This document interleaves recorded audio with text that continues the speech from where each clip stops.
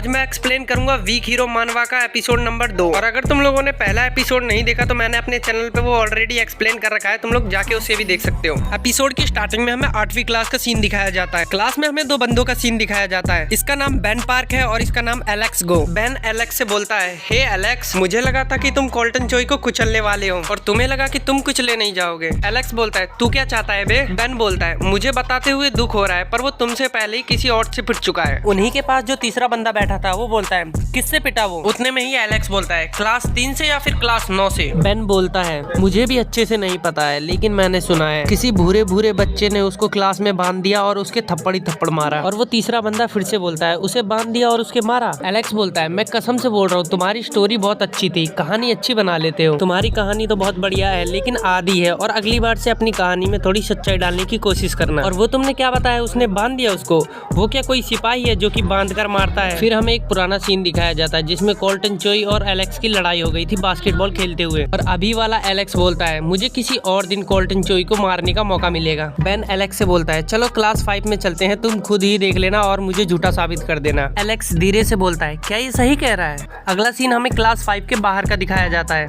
Class 5 के बाहर Ben और एलेक्स पहुंच जाते हैं, उसके साथ एक दो छपरी और आ जाते हैं जो कि ग्रे को देखकर बोल रहे होते हैं, क्या वही है? वो तो बहुत कमजोर है। अरे उसे देखो तो वो तो बिल्कुल चूजे की तरह दिख रहा है। बेन बोलता है, शायद कोल्टन बेइज्जती की वजह से जल्दी चला गया। बेन के साइड वाला बंदा बोलता है, हाँ लालत है उस पे, वो इस कमजोर से दिखने वाले बच्चे से पिट गया और इसका वजन तो 49 से 50 किलो ही होगा बस। इसके और उसके वजन में तो जमीन आसमान का फर्क है। एलेक्स और बेन के पीछे एक बंदा और आ जाता है जो बोलता है, मैं तुम्हें बता रहा हूँ ना, वो सीन बहुत ही खतरनाक था, उसने उसके हाथों को बांधा और उसके थप्पड़ मारा और उसे भगा दिया। एलेक्स उसकी बातें सुनकर बोलता है, भगा दिया? फिर हमें एक नए लड़के को दिखाया जाता है जिसका नाम जेरेड जिनसे था और अगल बगल के बंदे उसे देखकर बोल रहे हो, क्या वो जेरेड है और वो डू EVI मिडिल स्कूल से नहीं है? लगता है लड़ाई की बातें उसने भी सुनी होंगी, ये साला पहले से भी लंबा हो गया है, साला जिराफ। जेरेड पीछे घूमता है। बेन बोलता है, जेरेड हमसे ज्यादा जल्दी तो तुम्हें है, क्या मैंने सही कहा? जेरेड बोलता है, अरे तुम दोनों को देख के लगता है तुम दोनों अभी भी पहले की तरह ढक्कन हो। जेरेड बोलने के बाद ग्रे की तरफ देखने लग जाता है। एलेक्स जेरेड को देख के बोलता है, तुम जिस ढक्कन को देख रहे हो वो बिल्कुल ढक्कन है। जेरेड बेन की बात सुनकर हल्के से बोलता है, ओह ये गधा गुस्सा हो रहा है। जेरेड बेन से बोलता है, अरे मैं तो ये बोल रहा था तुम दोनों साथ में अच्छे लगते हो। फिर हमें एक वॉइस ओवर आती है, ये चारों सोच रहे थे ये चारों एक साथ नहीं आ सकते, ये बिल्कुल नामुमकिन है, लेकिन बाद में ये चारों यूजिन हाई के लेजेंड बन गए, लेकिन वो कहानी कभी भी किसी को बताई नहीं जा सकती। फिर हमें दिखाया जाता है कि स्कूल की छुट्टी हो चुकी है और स्कूल के बच्चे बात कर रहे होते हैं, अरे तुम्हारे लिए इतना ही काफी है, चल यार अब धर दे, चल चलते हैं घर। अरे भाई तूने मेरे पैसे उधार लिए थे, मुझे दे दे। कौन से पैसे उधार भाई, मैं किसी के पैसे उधार नहीं लेता। फिर हमें ग्रे का सीन दिखाया जाता है जो कि कुछ सोचते हुए घर जा रहा होता है, फालतू की परेशानी मेरी शायद ही कम हो सकती है। फिर हमें उसी कोल्टन छपरी का सीन दिखाया जाता है जो कि किसी से बोल रहा होता है, तुम्हारा ये ढक्कन जैसा चेहरा। फिर हमें दिखाया जाता है वो कोल्टन छपरी अकेला नहीं है, उसके साथ दो बंदे हैं, जिसमें से पहला बंदा बोल रहा होता है, क्या यही है जिसके साथ तुम खेल रहे थे? और उसमें से दूसरा बंदा बोलता है, कोल्टन तुम तो एकदम ढक्कन हो। कोल्टन छपरी उन दोनों के आगे हवा बनाते हुए बोलता है, इसने मेरे हाथ बांध दिए थे, अगर मेरे हाथ नहीं बंधे होते ना तो मैं इसे बताता। और भाई ये दोनों तो कोल्टन की बातें भी नहीं सुन रहे होते हैं। फिर भी ये छपरी अपनी हरकतों से बाज नहीं आता और बोलता है, ये हरामी लड़ाई के लिए घटिया तरीके का यूज करता है, इसने अपने बैग से मेरे दोनों हाथ बांध दिए थे। फिर हमें एक वॉइस ओवर आती है, वो जो बिल्कुल सीधे तरीके से कॉन्फिडेंट होके झूठ बोलता है वो एकदम घटिया है। ग्रे छपरी की बात सुनकर बोलता है, क्या तुमने मेरे तौर तरीकों को घटिया कहा? ग्रे धीरे से बोलता है, मेरा शरीर हड्डियों का एक ढांचा है, बिल्कुल एक कंकाल की तरह, और इस पर इधर उधर चलना, और ऊपर से मेरी हाइट 5 फुट 2 इंच है, और ये लड़ाई शुरू भी नहीं हो सकती, और ऊपर से बराबरी की बिल्कुल भी नहीं, और ये दूसरी क्लास वालों की हाइट भी मुझसे बहुत ज्यादा है। मोटा छपरी ग्रे की बात सुन लेता है और बोलता है, ये लड़ाई बिल्कुल बराबरी की है, ये कहना बिल्कुल गलत होगा है ना? ग्रे अपने मन में सोचते हुए बोलता है, मुझे डर लग रहा है, मेरा शरीर कांप रहा है, पर मुझे इसको दिखाना नहीं चाहिए। ओके, मुझे इस समय जो डर महसूस हो रहा है वो एक भ्रम है, हाँ मुझे बिल्कुल यही सोचना चाहिए और मैं जीतने पे ध्यान दूंगा। मोटा छपरी ग्रे से बोलता है, अबे क्या हुआ तेरी बड़ी बड़ी बातों का? और कोल्टन बोलता है, अभी ये डर के मारे अपनी पैंट गीली कर रहा होगा। और टोपीबाज बोलता है, गूंगे हो क्या? ग्रे बोलता है,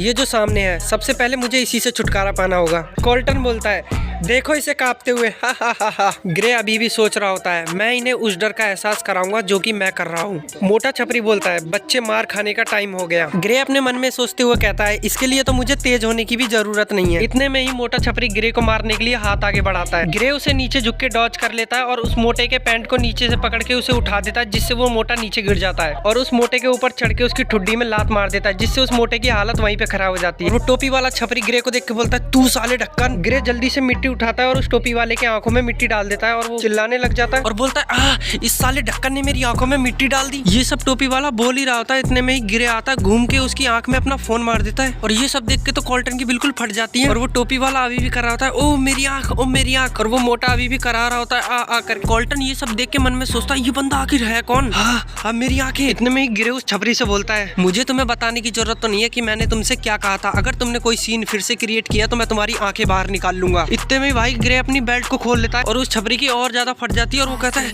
इसकी बेल्ट। ग्रे अपनी बेल्ट का आगे वाला हिस्सा उसके सर में मार देता है और उस छपरी के सर से खून निकलने लग जाता है। भाई ग्रे उस छपरी से बोलता है, तुम बेकार के गुंडे, क्या तुम्हें अभी भी समझ नहीं आ रहा है? मैंने तुम पे एक एहसान किया था और मैंने तुम पे एहसान इसलिए किया था क्योंकि तुम एक बेचारे हो। और ग्रे इन तीनों छपरियों को पीटने के बाद भाई ऐसे जाता है जैसे कि यहाँ कुछ हुआ ही नहीं। ग्रे के जाने के बाद ये टोपी वाला बोलता है, क्या तुम ठीक हो? अरे भाई अब रोना बंद भी कर, ये बहुत ही बेइज्जती वाली बात है और चल अब इस बेवकूफ को भी उठा। भाई उतने में वहाँ जेरेड आ जाता है और जेरेड बोलता है, मैं जानता था कॉल्टन चोई हारा है इसलिए कोई ना कोई बदमाशी करेगा, इसलिए उसका पीछा कर रहा था। लेकिन जेरेड हल्की सी स्माइल करता है और बोलता है, ग्रे यॉन्ग। फिर हमें एक वॉइस ओवर आती है, ये लड़ाई की बात तुरंत फैल गई। फिर हमें दो लड़कों का सीन दिखाया जाता है, जिसमें से पहला लड़का बोलता है, मैंने सुना है कि कॉल्टन चोई उससे हार गया है। और दूसरा लड़का बोलता है, यहाँ तक कि मैंने सुना है कॉल्टन चोई अपनी गैंग को लेकर गया था और उन्होंने रोड पर मार खाई। फिर हमें बैकग्राउंड में एक वॉइस ओवर आती है, कुछ जानते थे, कुछ लोगों ने इसे बढ़ा चढ़ा कर बता दिया और कुछ लोगों का मानना था कि वो उस अफवाह वाले लड़के को हरा सकते हैं। फिर हमें ग्रे का सीन दिखाया जाता है जो कि क्लास के अंदर इंटर करता है। अरे ये तो वही लड़का है। दूसरा बोलता है, ये तो वही खतरनाक लड़का है। ग्रे शांति से जाकर अपनी बेंच पे बैठ जाता है और ग्रे को देखकर वो चश्मिश सोच रहा होता है, ये सोचना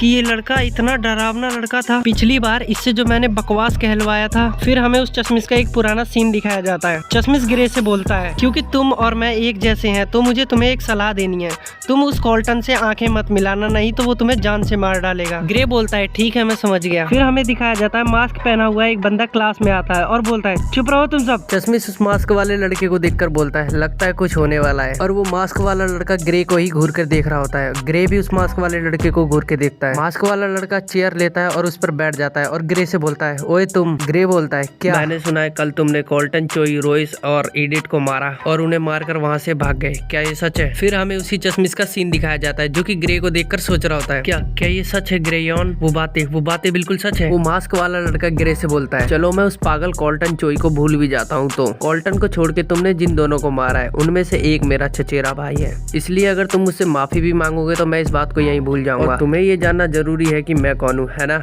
मास्क वाले की बात सुनकर वो चश्मिश सोचता है, हाँ फ्लिप किम, आप तो वही हो जिसने यहाँ आने से पहले इम्डो मिडिल स्कूल पर राज कर रखा था। हमें ग्रे का सीन दिखाया जाता है जो कि फ्लिप से कहता है, ना मैं सॉरी नहीं बोलूंगा, मेरे पास कोई रीजन ही नहीं है सॉरी बोलने का। इतना सुनते ही फ्लिप गुस्से में आ जाता है और ग्रे बोलता है, और तुम दोनों जैसी मेरी सोच नहीं है। फ्लिप के पीछे खड़ा हुआ लड़का बोलता है, अबे तू। अभी हमें दिखाया जाता है कि फ्लिप को एक हंसने की आवाज आती है। फिर हमें दिखाया जाता है जो हंस रहा होता है वो और कोई नहीं, बेन होता है। बेन क्लास में आता है और फ्लिप के कंधे पर हाथ रखते हुए बोलता है, इम्डो मिडिल स्कूल कमजोर है यहाँ के स्कूल से। मैंने तुम्हें बताया था ना गधे, वहाँ किसी को अपने हाल की कोई चिंता ही नहीं है। और मैंने तुम्हें बताया भी था, अगर तुमने मुझे दिखाया कि तुम यही हो तो मैं तुम्हें मार दूंगा। इसलिए किसी और की क्लास में आके ये दिखाना कि तुम कितने ज्यादा ताकतवर हो, वो भी इस फटे हुए मास्क के साथ, ये करना बंद करो और अपनी क्लास में वापस जाओ। बेन फिलिप के पीछे खड़े हुए बंदों से बोलता है, तुम फालतू लोग, तुम लोग भी अपनी क्लास में वापस जाओ। फिलिप के पीछे वाले बंदे अभी भी वहीं खड़े हुए होते हैं। फिर बेन बोल, मैंने कहा ना जाओ। इतना सुनते ही वो दोनों भाई बंदे डर जाते हैं और एक बंदा बोलता है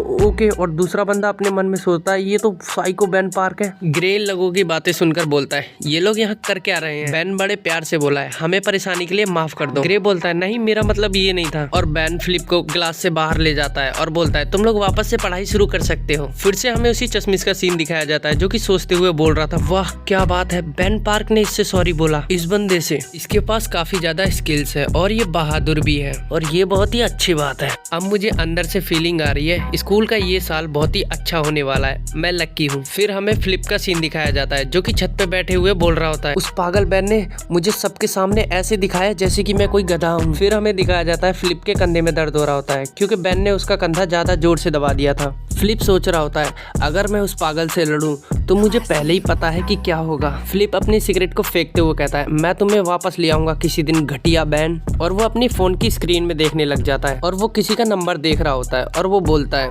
ये बहुत ही मुश्किल है, ये बहुत ही मुश्किल होगा, इसे मैं करूं या ना करूं। हाँ मैं करूंगा, हाँ ये वाला, इसके साथ बेन की लड़ाई पहले भी हुई है। फ्लिप जिमी नाम के बंदे को फोन लगाकर बोलता है ए क्या तुम ठीक हो। फिर हमें दूसरा सीन दिखाया जाता है जिसमें कोई बोल रहा होता है क्या तुम 2 घंटे के लिए ऐसे ही रह सकते हो, फिर मैं तुम्हें नहीं मारूंगा। तुम क्या चाहते हो, तुम ये छोड़ना चाहते हो। फिर हमें दिखाया जाता है वो बंदा और कोई नहीं जिमी है, फ्लिप ने जिस पे फोन मिलाया है। जिमी अपने फोन को देख के बोलता है अब इस गधे को मुझसे क्या चाहिए। और जिमी के सामने 2 बंदे पुशअप्स की पोजीशन में खड़े होते हैं और जिमी आता है उन दोनों में से एक बंदे के हाथ पर अपने दोनों पैर रखता है और बोलता है फ्लिप। और भाई जिसके हाथों पे पैर रखे होते हैं भाई वो बंदा चिल्ला रहा होता है आकर। फ्लिप जिमी से कहता है तुम जानते हो मुझे यूजिन हाई में भर्ती करवाया गया है और वो बैन पार्क भी यही है और वो तुम्हें कुचलने का प्लान बना रहा है। जिमी ने जिस बंदे के हाथों पर पैर रखा होता है जिमी उसकी गर्दन पर अपनी सिगरेट का धुआं डालता है और वो बंदा बोलता है ये बहुत दर्दनाक है। फ्लिप की बातें सुनकर जिमी का दिमाग खराब हो जाता है और वो बोलता है ये कैसी बेकार बात है, क्या बकवास है ये। फिर हमें जिमी के स्कूल का नाम दिखाया जाता है जो कि गिल्सन मिडिल स्कूल था और ये एपिसोड यहीं पे खत्म हो जाता है। वीडियो अच्छी लगी हो तो लाइक एंड सब्सक्राइब कर देना। धन्यवाद।